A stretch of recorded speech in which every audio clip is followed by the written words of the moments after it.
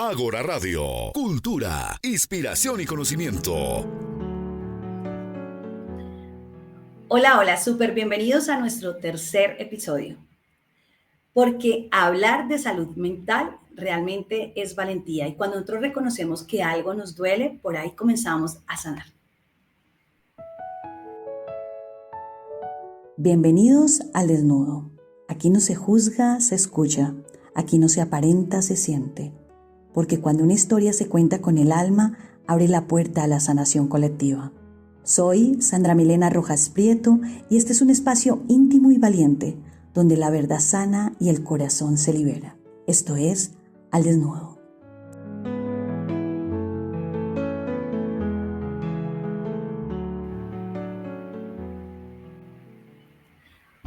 Hoy tengo el gusto de presentarles a una mujer que es súper hermosa, bella y que es psiquiatra. Y hoy va a convenir a compartirnos parte de todas las vivencias que ha vivido en su profesión, en este tema de salud mental que es tan importante en este tiempo. Entonces, hoy tengo el gusto de darle la bienvenida a Sandy. Sandy, súper bienvenida. Es para mí un gusto tenerte hoy en nuestro programa. Muy buenos días, ¿cómo estás? Tardes, noches, bueno, depende en qué parte del país, del mundo nos estén escuchando. Hola, Sandy. Hola, muchas gracias por la invitación. Ay, qué gusto tenerte aquí. Gracias por darnos este tiempo tuyo, porque sé que tu agenda está súper. Entonces, muchísimas gracias por tu tiempo. Con muchísimo gusto. Entonces, bueno, iniciemos. A mí me gustaría saber cómo llegaste a elegir ser psiquiatra, porque eso es una profesión que uno dice, wow, ¿cómo llegaste a decir, bueno, yo quiero estudiar psiquiatría?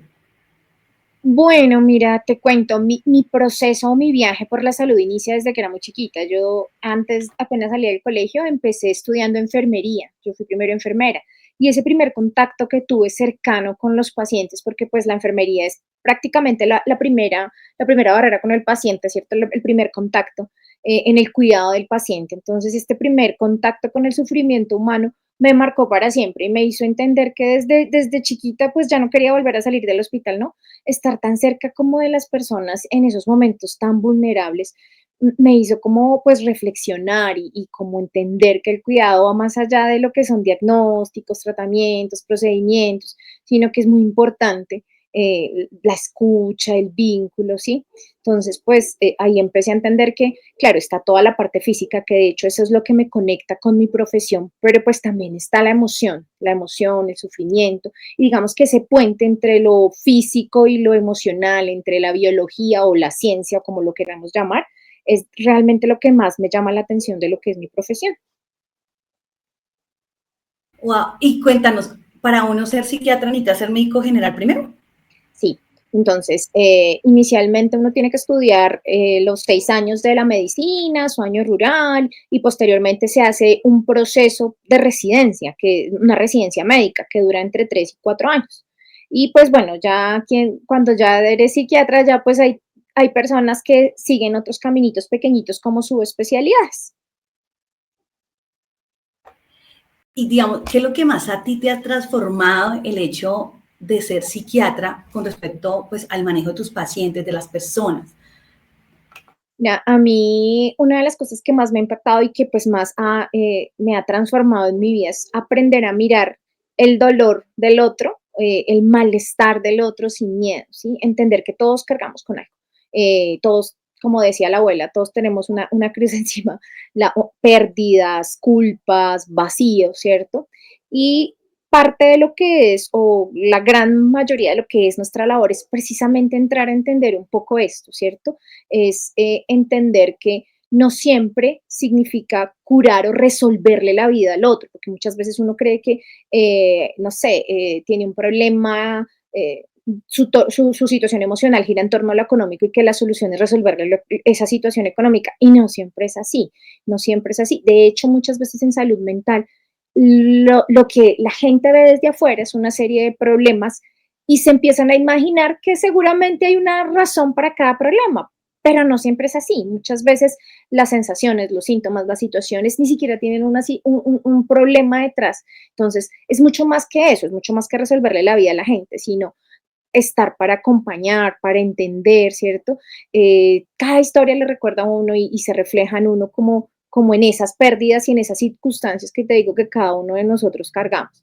Para mí la psiquiatría ha sido entender como con más humanidad, esa humanidad que te cuento que empecé a adquirir cuando era enfermera adolescente, y pero también con humildad, ¿no? Porque muchas veces así nosotros hagamos cosas y pues desde la psiquiatría que integra lo biológico con lo emocional, muchas veces así tengamos los mejores planes de tratamiento, el mejor medicamento, la mejor psicoterapia, que es clave en el manejo de la salud mental.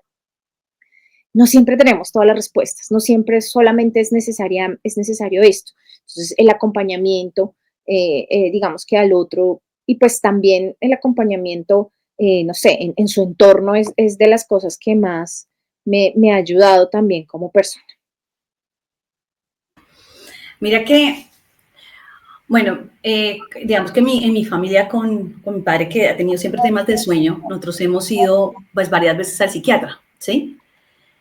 Pero a veces yo digo, pues yo lo que yo he visto en el psiquiatra es que va y lo medica y ya. O sea, yo decía, y no más, ¿sí? Porque entonces ahí cómo se hace también ese acompañamiento, eso es lo que yo he visto desde la parte médica que yo he visto, y yo digo, pero es que hay algo más. Entonces, ¿qué más hay ahí? Porque de verdad, las veces que yo he ido a acompañarlo, siempre hemos ido y solo medicamento, y yo, pero tiene que haber algo más. Entonces, ¿y cómo más se maneja esa parte? Bueno, mira, hay algo muy importante. Los tratamientos en psiquiatría, yo suelo como compararlos como una mesa, ¿sí? Con sus cuatro patas. Y las cuatro patas son importantes. Si en tu mesa te falta una pata, pues la mesa queda coja y no cumple la función que tiene que cumplir.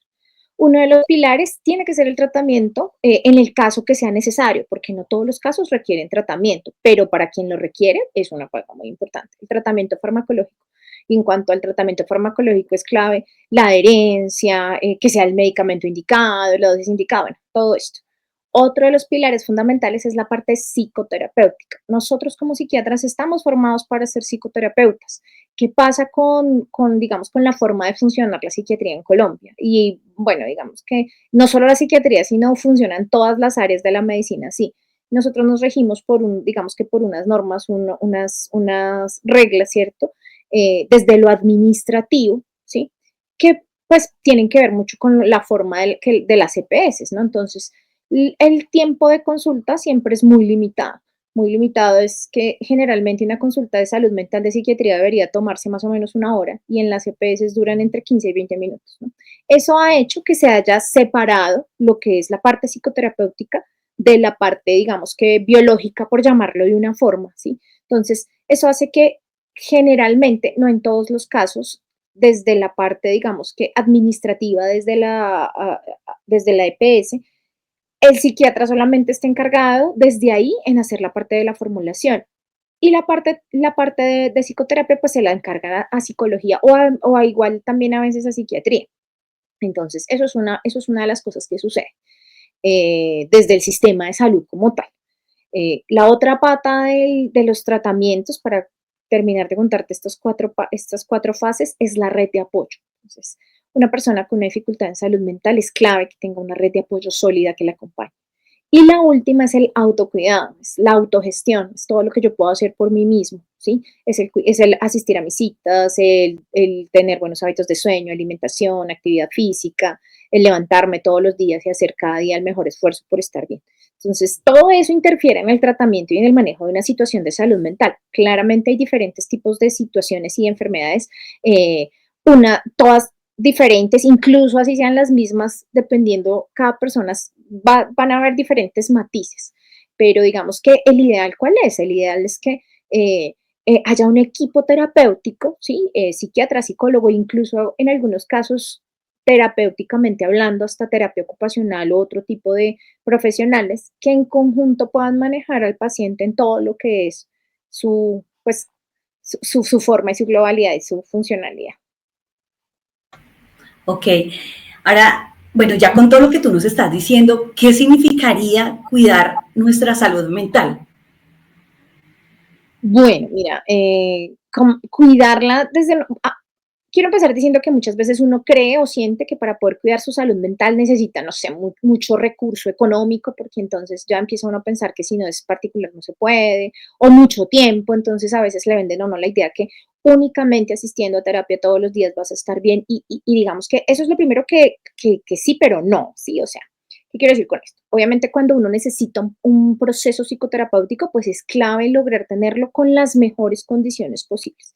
¿Qué cuántas veces a la semana, qué cuántas veces al mes? Eso es algo que dependiendo cada persona y su profesional, digamos que lo maneja. Pero no solamente eso significa cuidar de la salud mental, ¿no? Entonces, digamos que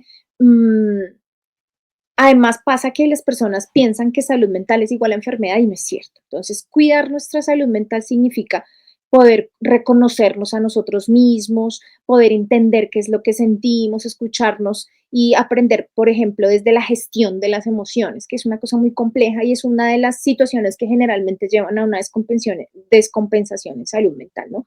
Cuidar nuestra salud mental implica tener rutinas, tener horarios, dormir bien, comer bien, eh, desconectarnos un rato del ruido digital, cuidar nuestra salud mental también es hablar con alguien, es tomarnos 1 minuto, 2 minutos en la mañana para respirar profundo, para relajarnos, para arrancar bien el día, ¿cierto? Y sobre todo, y una de las cosas más importantes que es la que muchas veces nos falta por nuestra vida y el ritmo que llevamos todos los días, salud mental también es detenerse, parar 1 minuto, darse permiso para sentir, ¿cierto? A veces nuestro bienestar empieza por un gesto tan simple como hacer una pausa y preguntarnos en el día a día, hoy cómo estoy, hoy cómo me siento, ¿sí? Pero genuinamente. Y bueno, otra cosa importante es una mirada de autocompasión, ¿no? Porque muchas veces también eh, parte digamos que de las dificultades que podemos llegar a tener en salud mental es como las mismas autoexigencias que tenemos y lo mismo como tan duro que nos tratamos nosotros mismos. Entonces también entender que no siempre estamos en el 100% y que pues eso está bien también. Sí, tienes la razón. A veces no nos damos todos esos tiempos de revisar nuestras propias emociones, ¿no? Como que las dejamos pasar y en este mundo como que se mueve tan rápido, a veces decimos, bueno, siento esto, pero como que después lo manejo y se va quedando ahí, después va trayendo obviamente sus consecuencias. ¿Tú por qué crees? Bueno, esto es algo que yo veo, que puede ser que sí o no, pero yo creo que a veces todavía hay mucho estigma con el psicólogo y el psiquiatra, ¿no? Pues dice uno, no, voy a ir al psicólogo o al psiquiatra, y dice, no, pues ¿por qué crees que todavía existe como ese estigma? Mira, esto es algo que yo veo en mi día a día. Yo dentro de mi práctica laboral estoy en un hospital general, no en un hospital de salud mental, en donde en ocasiones tengo que ver pacientes con algún tema en salud mental y lo primero que me dicen cuando me ven es, yo no la necesito, yo no estoy loco, porque la llamaron, ¿no? Entonces, claro, existe el estigma. Afortunadamente cada vez es menos, pero sí existe. Las personas les da miedo hablar de salud mental o decir que tienen un problema en salud mental porque les da temor a ser juzgadas. Muchas veces las personas le dicen a uno que en la incapacidad no me salga el diagnóstico o no tengo que entregar mi historia clínica, sí, porque sienten que van a ser tratadas diferente, ¿cierto? Y pues claro, además que como sociedad nos han enseñado a esconder el dolor, a que debemos ser fuertes, a aguantar, a que hay que pasar la página, es un dicho popular, eso pase la página y olvídese que no pasó nada, hacer de cuenta que no pasó nada, ¿cierto? Entonces, claro, no, si tú dices que vas al médico o al odontólogo porque te duele un diente, es súper, pues, es normal, es lo que la gente sabe. Entonces, hoy me duele un diente, claro, al odontólogo, pero decir, hoy me siento mal, quisiera hablar con un psicólogo, es grave. Mira que en Colombia hay estudios que dicen que desde el momento en que una persona presenta un síntoma de salud mental hasta cuando llega a atenderse por cualquier profesional, psicólogo, psiquiatra, incluso médico, por ese tema, han pasado 10 años, o sea, 10 años en los que ese síntoma ha evolucionado, ¿sí? ¿Y qué hace en esos 10 años? En uno de los últimos estudios de salud mental en Colombia también dicen que más del 40% de las personas sienten que la salud mental es autogestionable. ¿Eso qué significa? Que la gente siente que puede sola con eso, que eso no es nada, que simplemente hoy tuve un mal día y mañana voy a estar bien. Eso es como, no sé, si tú te fracturaras un pie y cerraras los ojos y dijeras, ya mañana voy a estar bien porque quiero estar bien. No, o sea, todo tiene como una forma, ¿no? Entonces, claro, el estigma nace del miedo, ¿sí? No quiero que me vean así. Entonces, pues, además de esto que te digo, de esa sensación de autogestión, de decir, esto no es importante y yo puedo con esto. Pero bueno, como decimos, afortunadamente todo este tipo de acciones, como visibilizar, hablar sin tapujos del tema, pues hace que cada vez sea mucho más, ¿qué te digo yo?, sencillo, normalizado, decir que sí, que si tenemos una dificultad, pues está bien ir a atenderse la dificultad, no importa qué tipo de dificultad sea. Sí, sí, tienes razón, ¿no? Sí tenemos mucho estigma porque uno dice, no, voy a ir al psiquiatra, ya uno dice, y ahí tenemos que seguir trabajando en eso porque realmente también la salud mental hace parte de nuestra vida, o sea, hace parte de nosotros, súper importante. A ti, digamos que en todas las historias que tú has escuchado, pues historias de confusión, de miedo, bueno, ¿qué has aprendido de todas esas historias, no? Porque pues deberán venir a ti con, bueno, con tantas cosas. ¿Qué has aprendido de todas esas historias que te han contado? No sé si tengas algo de alguna de ellas para compartirnos. Pues mira, de todo lo que he aprendido con mis pacientes, una de las cosas más importantes es que uno muchas veces incluso se ve reflejado en ellos, ¿no? Entonces, como que eh, tantas historias y tantas cosas le hacen a uno entender que definitivamente hay situaciones que requieren ser atendidas y que muchas veces no es que uno no quiera, sino que uno mismo no las ve. Entonces pasa a veces que en el relato de las personas termina uno como reflejado en ellas y termina dándose cuenta que, oiga, sí, mira, tal vez también me estoy sintiendo de alguna forma o de otra, ¿no? Entonces, definitivamente el sufrimiento necesita ser nombrado. Como te decía, la gente esconde y uno esconde, ¿no? Entonces, es importante saber eso, que está bien no estar bien, ¿cierto? Que no hay emociones buenas ni malas, que todas son buenas, ¿cierto? Y que son necesarias en nuestra vida, que unas son positivas y otras son negativas, sí. Que algunas nos dan bienestar y otras no, también, ¿no? Entonces, es muy importante, digamos, que poder darle nombre a eso muchas veces, y eso no solamente pasa en salud mental, mira, cuando tú estás viviendo alguna situación en torno a tu salud, la incertidumbre te genera mayor malestar. El poder darle el nombre a esto que me está pasando es el primer paso para empezar a manejarlo, ¿sí? Entonces, aprendí también que, digamos, la empatía no consiste en tener la respuesta perfecta para la persona, sino simplemente en estar ahí, en poder estar presente, en validar lo que el otro siente. En salud mental es muy frecuente. En casa las personas dicen, no, es que yo no puedo decir en mi casa que estoy triste o que estoy llorando porque ya me dicen, ¿qué le pasa? Boba, usted ya está grande para estar llorando, eso no es nada, ¿no? Entonces, invalidar el sufrimiento, no reconocer.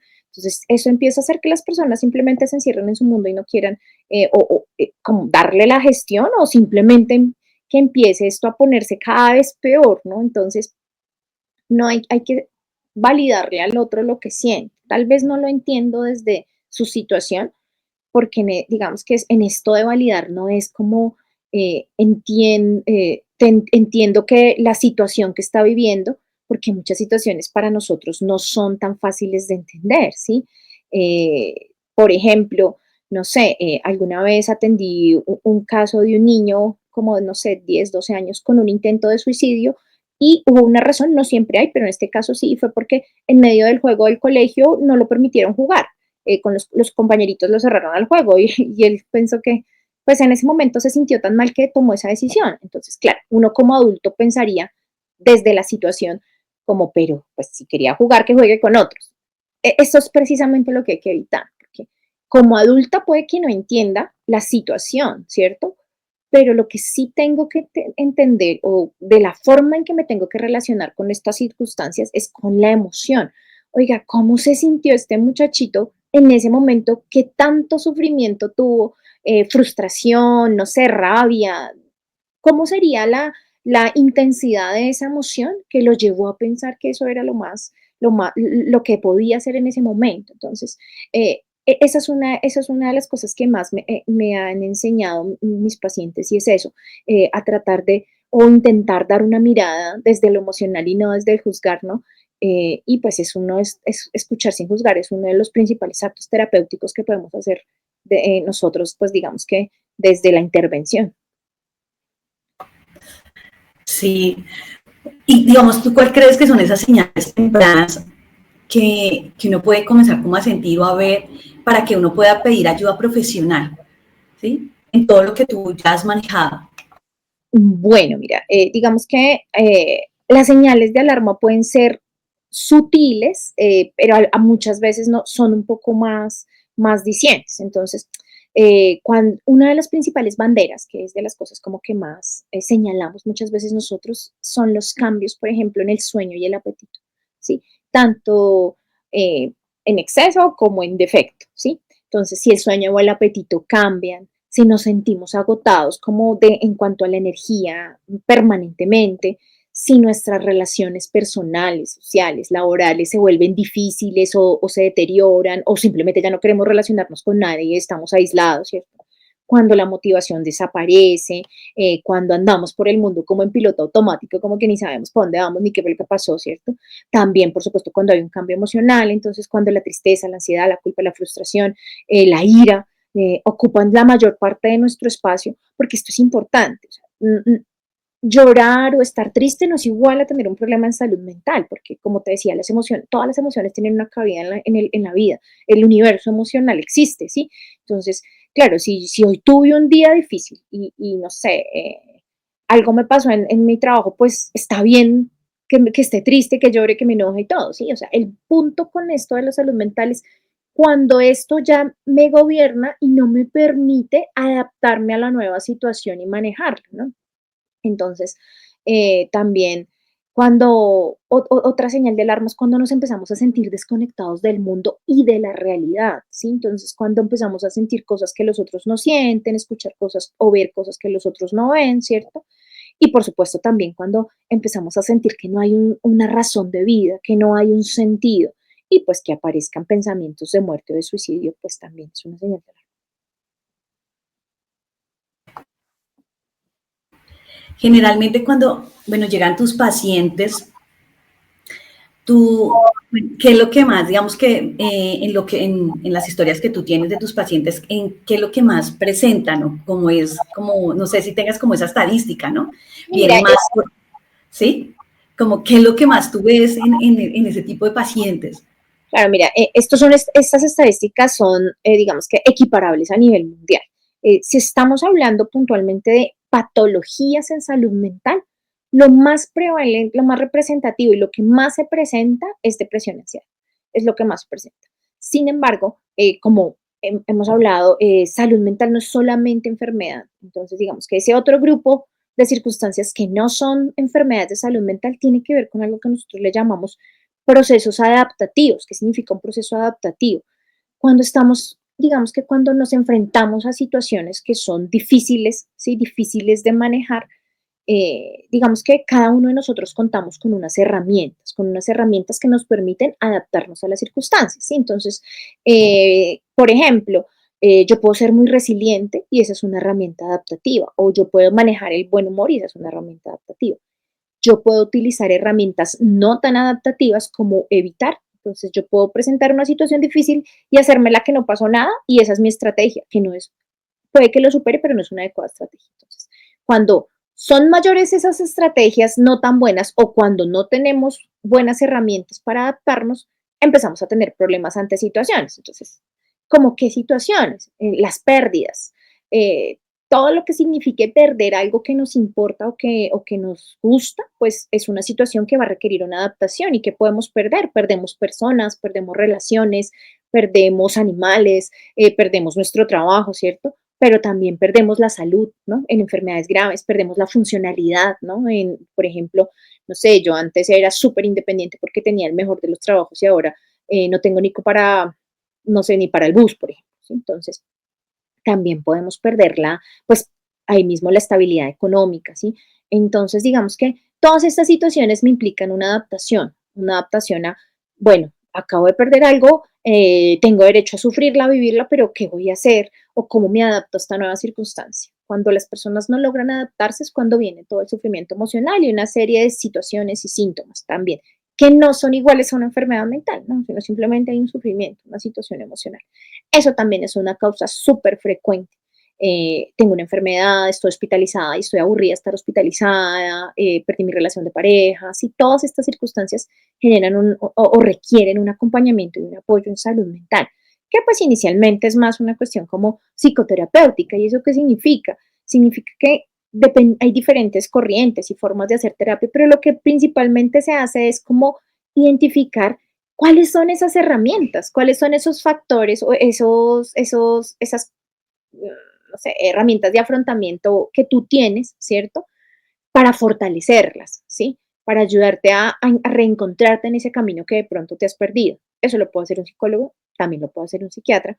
Y pues digamos que a partir de ahí, dentro de lo no patológico, es lo que más se nos presenta en la cotidianidad. Y por ejemplo, en el tema de la depresión o la ansiedad, ¿cuáles son esos síntomas? Porque, bueno, a veces uno dice, uno puede decir por decir, ay, me siento deprimida. Pues en la realidad puede ser que simplemente me sienta triste. Pero uno, ¿cómo hace para detectar? Porque a veces yo siento que la depresión puede estar llegando de manera tan sutil que a veces uno ni se da cuenta. Puede ser, ¿no? Pero Mira, ¿cuáles son como esos síntomas que uno puede demostrar y uno dice, oiga, si realmente tengo que tener como esa ayuda profesional? O también, bueno, yo siento que, no sé, tú me corriges, la ansiedad puede ser mucho más notoria que la propia, pues la depresión sí, que uno se siente, pero ¿cuáles son como esos síntomas que uno dice, yo tendría que ir a tener esa ayuda profesional y empezar a revisar qué es lo que está pasando conmigo? bueno, eso es muy importante porque muchas veces se pasa al otro extremo y se tiende a patologizar la vida y como venimos hablando, no todo es patología, ¿cierto? La ansiedad, hablando de la ansiedad es adaptativa, ¿sí? O sea, la ansiedad es una respuesta evolutiva adaptativa que nos permite muchas veces, eh, no sé, realizar cosas o incluso estar a salvo de otras, ¿sí? La ansiedad es esa que te permite terminar un trabajo el día anterior cuando no lo has terminado porque quieres entregarlo. Entonces, esos síntomas y eso que sientes es ansiedad, pero es una ansiedad adaptativa. Hablando de la ansiedad, ¿cuándo la ansiedad se me vuelve un problema? Como decíamos, la ansiedad es una respuesta ante un estímulo. Cuando esa respuesta ansiosa, que involucra una serie de síntomas, ya te digo como cuáles, cuando esa respuesta ansiosa se presenta, de repente, así no haya un estímulo, así no esté preocupada porque tengo que entregar el trabajo, o esa respuesta es exagerada mucho más allá de lo que generalmente es, o simplemente es una respuesta ante una situación que no se ha presentado como anticipatoria, ahí tendría que pedir ayuda profesional. ¿Y cuáles son esos síntomas de ansiedad? Y la ansiedad es todo, la ansiedad tiene muchos síntomas, la ansiedad tiene síntomas físicos, cognitivos, comportamentales. Desde lo físico se presenta en cualquier sistema, dolor de cabeza, taquicardia, palpitaciones, temblores, mareo, náuseas, dolor de estómago, ganas de ir al baño, ¿sí? Es como esa sensación que uno siente cuando está como antes de una entrevista, como, uy, no sé, algo siento, ¿sí? Por eso uno suele preguntarle a las personas en dónde sienten la ansiedad en su cuerpo, ¿no? En la piel, a veces en alergias, a veces en resfriados. Por ejemplo, en mi caso, mi ansiedad yo la siento en el estómago. Cuando estoy con ansiedad me da como gastritis, como suelen decir, ¿no? Entonces, cuando toda esta respuesta, como te decía, se dispara sin un estímulo o ante un estímulo anticipatoriamente o cuando es una respuesta exagerada, pues ahí es importante consultar, ¿no? También cuando asociado a la ansiedad estoy perdiendo mi funcionalidad. Para mí el tema clave de acudir prontamente a un servicio de salud mental es cuando estoy perdiendo la funcionalidad. ¿Qué significa perder la funcionalidad? Si por estos síntomas que tengo no hice el trabajo y no me importa si me echan del trabajo, estoy perdiendo la funcionalidad. Si no logro cumplir mi rol en la vida, el rol que sea, el rol de persona, de pareja o laboral o de hija o el que sea, tengo que ir a salud mental. Si mi personalidad se ve diferente, si la gente empieza a decirte como, oye, es que tú no eres la misma, te ves diferente, hay que ir a salud mental. Eso en cuanto a la ansiedad. Y en cuanto a la depresión, igual, o sea, tenemos derecho a estar tristes, ¿cierto? Pero cuando esa tristeza es permanente, cuando dura todo el día, casi todos los días, y asociado a esa tristeza hay síntomas como no tengo energía para levantarme, no tengo motivación en nada, no tengo placer con nada, nada me gusta, tengo problemas de sueño, tengo problemas de apetito, pierdo mi funcionalidad, ahí hay que ir a psicología, a psiquiatría. Mira que escuchándote, pues generalmente pues en la vida nos pasan muchas cosas, ¿no? Y hay cosas que nosotros dejamos pasar, lo que hablábamos ahorita como de largo, sin darle ese permiso de poder nosotros gestionar esos sentimientos, de manejar todas esas cosas y como que las dejamos pasar. Y lo que tú dices, 10 años después estamos yendo al psicólogo, al psiquiatra, porque no gestionamos. Y yo creo que eso es una de las invitaciones que tenemos, pues que yo digo hacer, estamos en el mes de la salud mental, de darnos ese permiso. Mira que pues yo he tenido pérdidas y cuando ya empezó a verificar mis pérdidas, digo, es que no me he dado permiso de sanar la pérdida. Entonces, claro, eso queda ahí y como que uno dice, sí, listo, lo que tú decías, como que me sacudo y ya estoy bien. Pero en la realidad se ha habido una pérdida que tenía que trabajar y revisar y mirar y sanar. Entonces, muchas veces no nos damos ese permiso de sanar y seguimos caminando, como tú decías, como si nada pasara, pero en la realidad sí pasan muchas cosas que quedan ahí, que van quedando ahí y obviamente tiene sus repercusiones después. Entonces, bueno, qué importante todo lo que tú nos estás compartiendo, porque es que es vital, ¿no? Es que la salud mental es parte de nuestra salud integral y hay que entender eso y darnos también esos permisos de ir a hablar con un psicólogo, que es también muy provechoso porque nos hace ver cosas diferentes, ¿no? Como esos entornos que a veces, otra perspectiva, ¿no? Nos da otra perspectiva. Entonces, qué interesante por este espacio que nos brindas el día de hoy, de verdad. Y bueno, vamos a ir a un pequeño corte de comerciales para seguir con otro bloque súper interesante. Entonces los esperamos en unos minutos para seguir aquí con nuestra súper invitada especial. Colombia se abre al mundo en Nariño. Tierra de montañas, selvas y océano. En BioExpo 2025 la bioeconomía transforma nuestra riqueza natural y cultural en inversión, innovación y desarrollo. Del 2 al 5 de diciembre, ven a descubrir el país de la belleza desde el corazón del suroccidente colombiano. BioExpo 2025. Tu voz puede cambiar historias. Del 1 al 24 de octubre participa en el Concurso Nacional de Escritura Historias de Paz. Inscribe tu cuento o ensayo de cómo imaginas, sientes o construyes la paz en tu vida y tu comunidad. Porque la paz tiene 1000 voces y la tuya puede ser una de ellas. Info en concursonacionaldescritura.colombiaaprende.edu.co.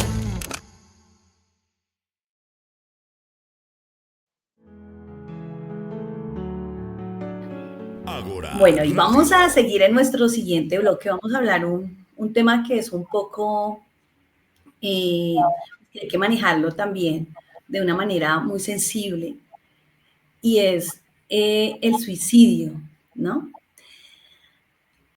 Porque mirando estadísticas, mira que estaba revisando estadísticas y pues lo que yo he mirado es que la mayoría de los que se suicidan son hombres, ¿sí? Digamos que a qué se pudiese deber esa estadística, según lo que tú has trabajado y lo que tú miras. Bueno, hablando de estadísticas, digamos que en cuanto al suicidio ha sido una cosa que desde pospandemia ha venido digamos que en ascenso hasta este año. Este año, hablando especialmente de Colombia, en comparación a los años anteriores, disminuyó en un 10% o viene disminuyendo más o menos en un 10% las cifras de suicidio. Ahorita, según el Instituto Nacional de Medicina Legal, más o menos hasta mitad de año vienen unos 1.800 personas que se han suicidado en Colombia. No, esto del suicidio es algo importante, es interesante.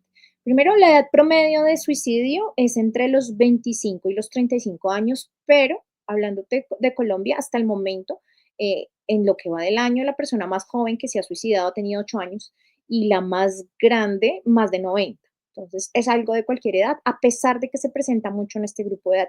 Estadísticamente, toda la vida han sido más, los datos han sido mayores en hombres, pero detrás de esa estadística hay algo, y es que las mujeres tienen más intentos de suicidio, digamos que en un porcentaje de un 60-40 más o menos, pero de ese 40%, eh, el 80%, o sea, de los suicidios consumados, el 80% son hombres.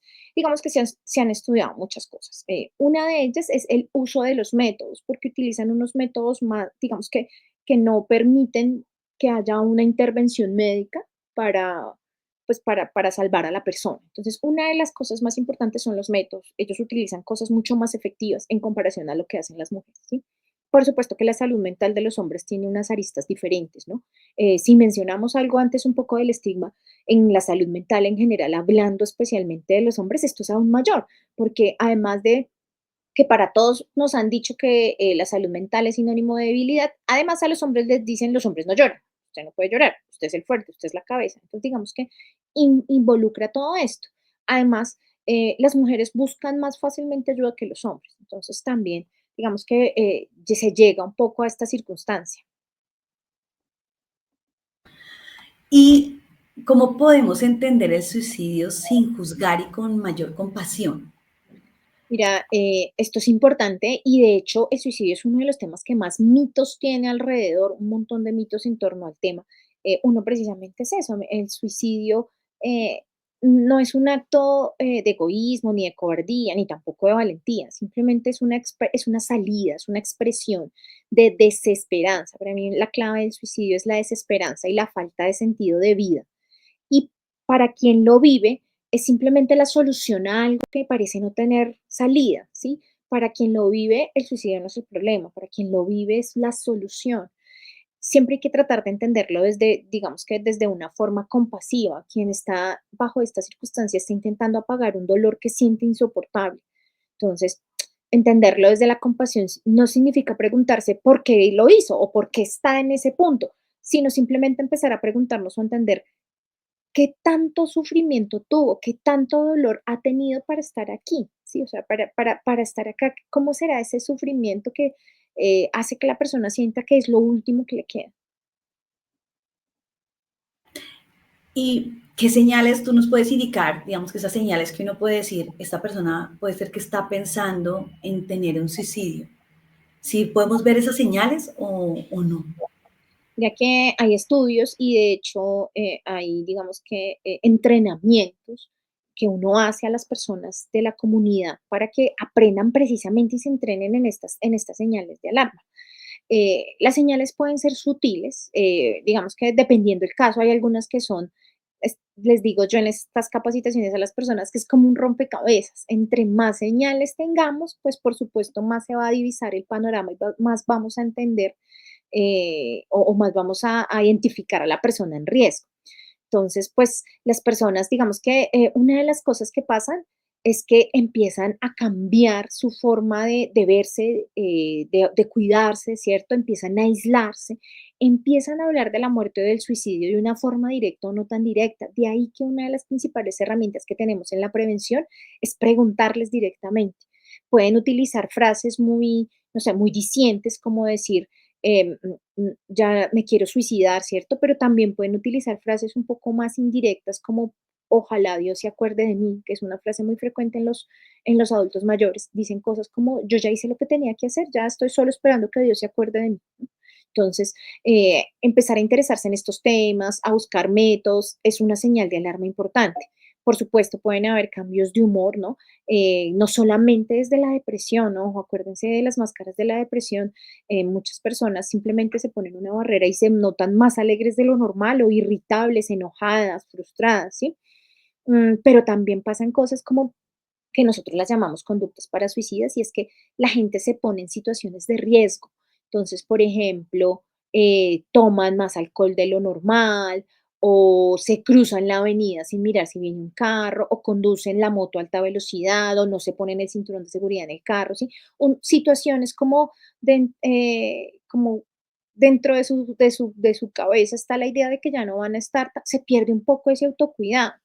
Otra señal súper importante que a veces pasa un poco desapercibida es regalar los objetos valiosos para la persona, ¿no? Entonces, como poner las cosas en orden, ¿sí? Entonces, como que está esa fantasía de que no voy a estar, ¿qué va a pasar con mis cosas y mi vida? Entonces, si tengo, no sé, mi animalito, mi gatico, mi perrito, se lo entrego a alguien, regalo las cosas que para mí son importantes, me despido de las personas como si no las volviera a ver nunca más, mensajes, publicaciones, cartas, todo esto son señales de alarma. Y aquí es donde les digo que lo principal que tenemos que hacer es preguntarle a la persona, oye, ¿estás en riesgo? ¿Estás pensando? ¿Has pensado en el suicidio? ¿Estás considerando? ¿Te sientes mal? ¿Necesitas ayuda? ¿Quieres que te acompañe? ¿Sí? Siempre hay que preguntar. Es la principal medida de prevención, preguntarle a alguien directamente cómo está. y si tiene riesgo. ¿Y qué más podemos nosotros hacer? Bueno, aparte de preguntar, nos digamos que tengamos una persona, un familiar o un amigo que tengamos esa sospecha de suicidio, aparte de preguntarle cómo hacemos para acompañarlo de manera que no se sienta invadido en todo lo que está sintiendo. ¿Cómo uno hace para manejar eso? Porque no es sencillo, ¿no? O sea, son cosas no fáciles de manejar. Lo primero y lo más importante es acercarse desde la empatía y con mucha sinceridad. Seguramente en algún momento nos habrá pasado que, no sé, uno sabe cuando alguien se acerca a ti con otras intenciones o cuando de verdad viene del corazón. Entonces, lo más importante es acercarse desde la sinceridad y desde la empatía, pues preguntarle a la persona cómo está. Cómo se siente, ¿cierto? Acuérdense que se ha demostrado que hablar de este tema no aumenta la idea, se me olvidó decirles, no aumenta la idea ni hace que, ni se la siembra, pues, ni hace que esto ocurra, sino simplemente abre una puerta. ¿Qué podemos hacer nosotros? Escuchar, ¿sí? Ofrecer compañía. Miren, la escucha activa es una de las principales herramientas terapéuticas que tenemos y no necesariamente tiene que hacerla un profesional en salud mental. Simplemente escuchar. La persona no siempre necesita que tú le digas qué harías. De hecho, no está tan indicado decirle a la otra, oye, yo en tu problema hago esto o hago aquello. No, porque es diferente las posturas y los momentos, pero sí escuchar, ofrecer nuestro apoyo, nuestra compañía, no juzgar, son las mejores formas de cuidar. Como les decía, no se trata de tenerle soluciones a la vida de la persona, además que puede que ni siquiera sean cosas tan fácilmente solucionables, ¿no? Sino simplemente hay que hacerle saber al otro que su vida importa, que no está solo, ¿sí? Que yo lo estoy acompañando y que si no soy yo, busquemos quién sí lo acompaña, ¿sí? Y pues por supuesto hay que tratar de como convencerlo de que vaya a un especialista en salud mental. La mejor forma que podemos nosotros apoyar después de hacer este acompañamiento y de involucrarnos en él es poderlos dirigir a un lugar de salud mental, que si es urgencias, que si es la PS, la línea 123, la línea 106, cualquier herramienta pues, que podamos tener a la mano para poderlos apoyar es crucial.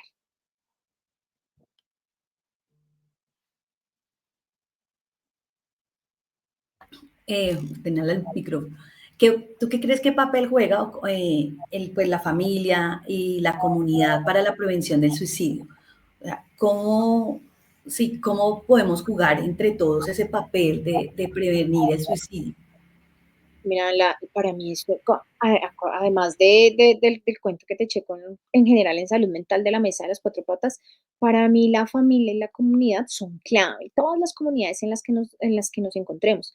La prevención no es una cuestión de hospital, de EPS, sino la prevención tiene que estar en el hogar, en las aulas de clase de los colegios y las universidades, en los pasillos, en la vida cotidiana, en espacios como este, porque la información es prevención. Cuando una persona siente que pertenece a un grupo, ¿cierto? Que pertenece a una comunidad, que alguien lo escucha, que es importante para alguien, su dolor empieza a tener un sentido diferente. Es por eso que todos podemos hacer parte de esa prevención del suicidio. Ya que si estamos en nuestra casa, en la familia, si las 5 personas de mi familia saben identificar señales de alarma, pues no se nos va a pasar ninguno de nosotros cuando la presentemos. Pero si ninguno sabe o si solo uno sabe, es complejo. Y no solo desde las señales de alarma, sino desde el apoyo. En cuanto al suicidio y en cuanto a la salud mental, una de las principales razones o de las situaciones que ocurren es esa específicamente, sentirse solo en la vida y sentirse sin apoyo. Sí, tienes razón. Es que yo creo que el sentir ese entorno de que te sientes acompañado y que le importas a alguien, eso hace también a que tú no tengas como esos pensamientos suicidas. Aunque, por ejemplo, se puede llegar, bueno, pasó X situación a la persona, le pasó algo. Y que tenga, digamos que ya un pensamiento que no pueda manejar y ya llega como a ese tema suicida, ¿no? Es algo así lo que realmente está pasando, como es un pensamiento obsesivo a querer ya no permanecer más en este espacio. O sea, ¿cómo así que si esa es la Sí, estructura por de... ejemplo, sí, cuando tú comienzas como a tener esos pensamientos o cómo se sentiría uno en el momento que, no, espérate, la pregunta sería es, si yo comienzo a tener como unos pensamientos recurrentes a quitarme la vida y ya siento como que no puedo manejar esos pensamientos, ¿sí? El tratamiento generalmente es, bueno, la psicoterapia y también el tema de medicarse, ¿sí? Cuando tú vas a ese tema, pues cuando uno yo va ayuda profesional. O sea, como que comienzan esos pensamientos también recurrentes. Es para decirle a la persona, si tú ya comienzas como a tener esos pensamientos como recurrentes, ya tienes que darte un pare para ir a pedir ayuda profesional. Total. Así es. Entonces, digamos que cuando ya hay, así no sea tan recurrente, o sea, cuando empiece el pensamiento, cuando tú empiezas a sentir que este es el camino y que no ves otra solución, es el momento de pedir ayuda. Que si a todo el mundo es solo psicoterapia o solo medicamento o psicoterapia, es depende, o sea, cada persona es un mundo diferente. Entonces, sí, hay personas que no necesitan tratamiento farmacológico así tengan un pensamiento suicida. Hay otras que necesitan un tratamiento farmacológico permanentemente.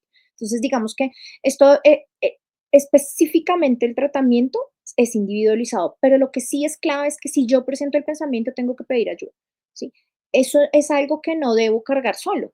Y por supuesto que es algo que tiene como un manejo, no puedo decir solución, pero sí tiene un manejo, tiene un acompañamiento, y pues, diga, según el caso, pues va a ser como ese tratamiento, pero siempre, siempre, siempre, no importa que, digamos que aquí no lo vamos a clasificar como pensamiento chiquito, grande o menos grave, más grave, siempre que haya un pensamiento de muerte, porque a veces el pensamiento es de muerte y no suicida, ¿sí? A veces las personas simplemente tienen la fantasía de quiero dormir y no despertarme, ¿sí? Como quiero desaparecer.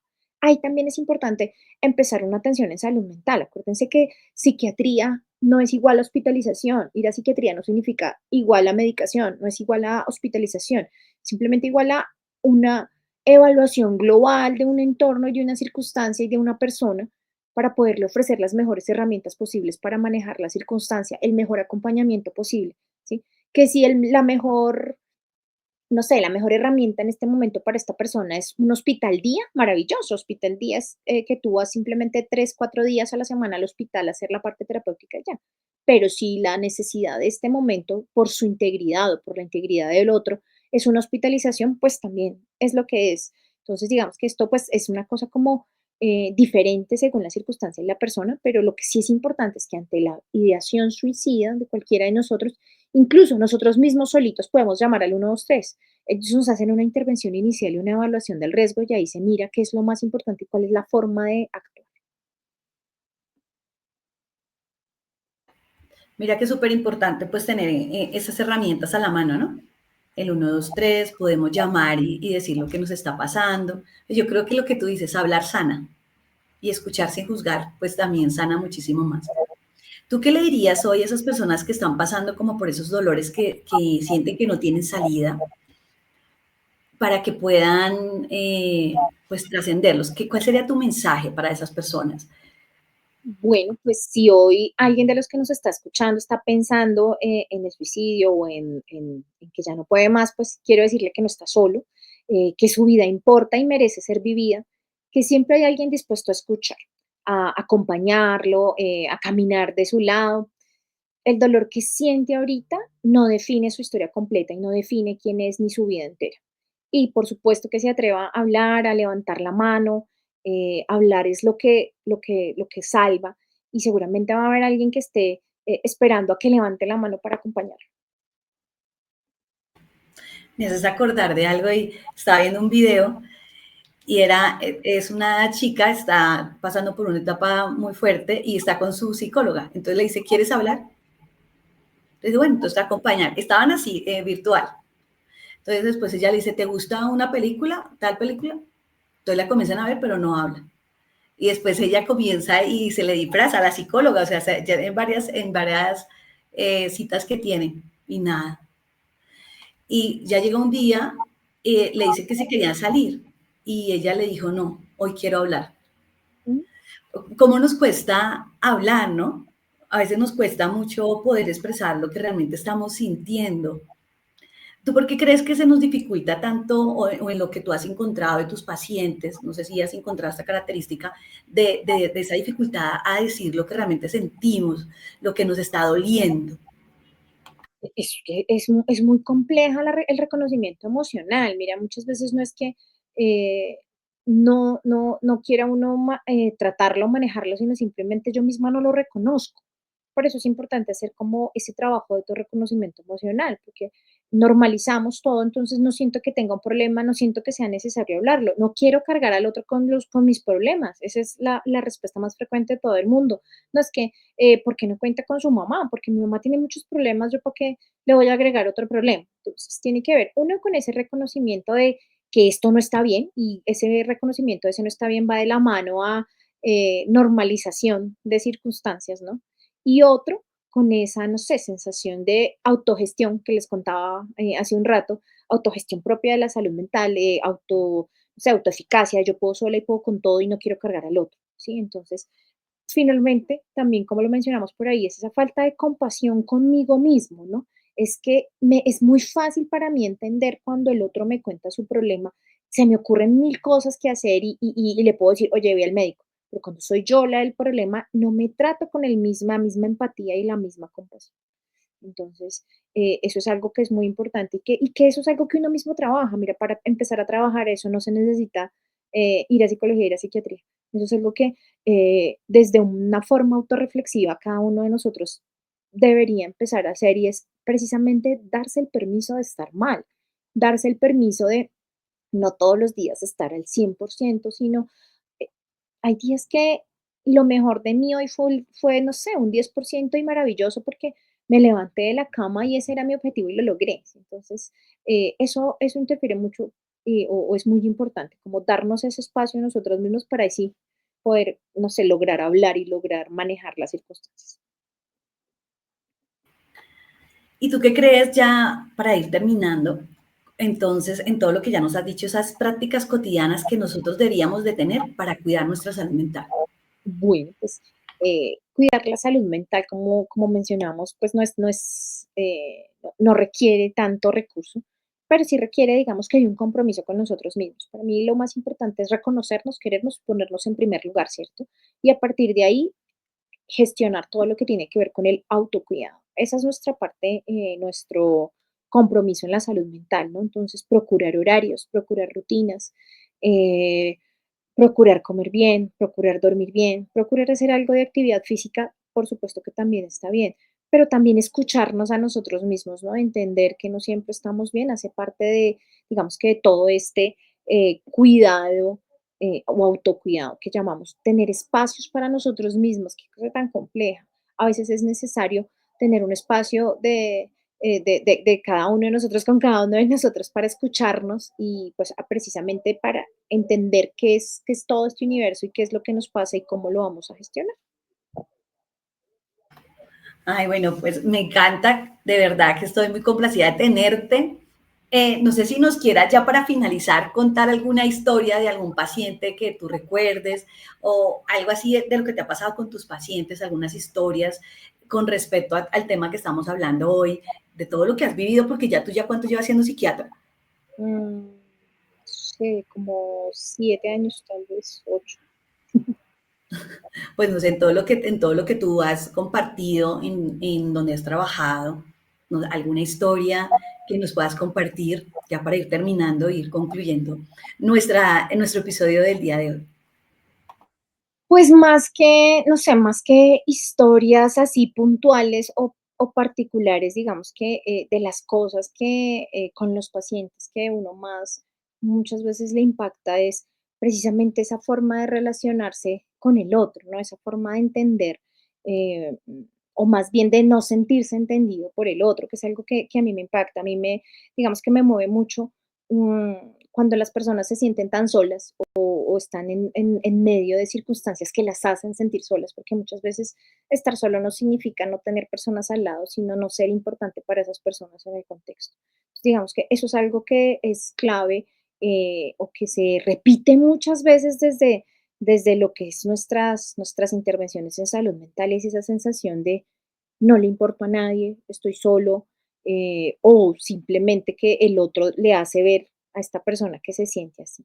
Entonces, digamos que desde lo emocional y desde lo afectivo, de las cosas más importantes y de las cosas que más se repiten son precisamente estas. El, el tener esa sensación de vacío, de falta de sentido, ¿sí? Y es, digamos que de las cosas que más tratamos de manejar desde el área y desde el conjunto, que no es tan fácil. Bueno, pues de verdad te quiero dar las gracias por este espacio. Muchísimas gracias, Andy, por darnos de tu conocimiento pues, y de este tema tan importante que realmente es la salud mental. Pues la invitación es a que podamos tener esos autocuidados como tú nos compartiste, siempre estar dispuestos a hablar de lo que nos pasa porque realmente es importante y llenarnos de esos entornos que sean saludables, ¿no? Donde realmente entender que somos importantes y que nuestra vida es importante para poderla cuidar. Entonces te quiero agradecer por estar aquí, de verdad. Gracias, gracias por tu tiempo. Estaremos ahí súper en contacto. Ahí ya tenemos tus redes para que te puedan seguir, porque también si te pueden contactar por si requieren algo, pueden hacerlo a través de tus redes, ¿cierto? Para Claro. que podamos. Ok, bueno, entonces muchísimas gracias, eres muy amable por tu valioso tiempo y gracias. Gracias a ti por la invitación y gracias a todos por escucharnos. Y bueno, los invitamos a nuestro siguiente episodio de Al Desnudo. Gracias por estar en este espacio y nos vemos en el siguiente. Un abrazo, feliz día para todos. Cultura, educación y crecimiento. Solo en Ágora Radio.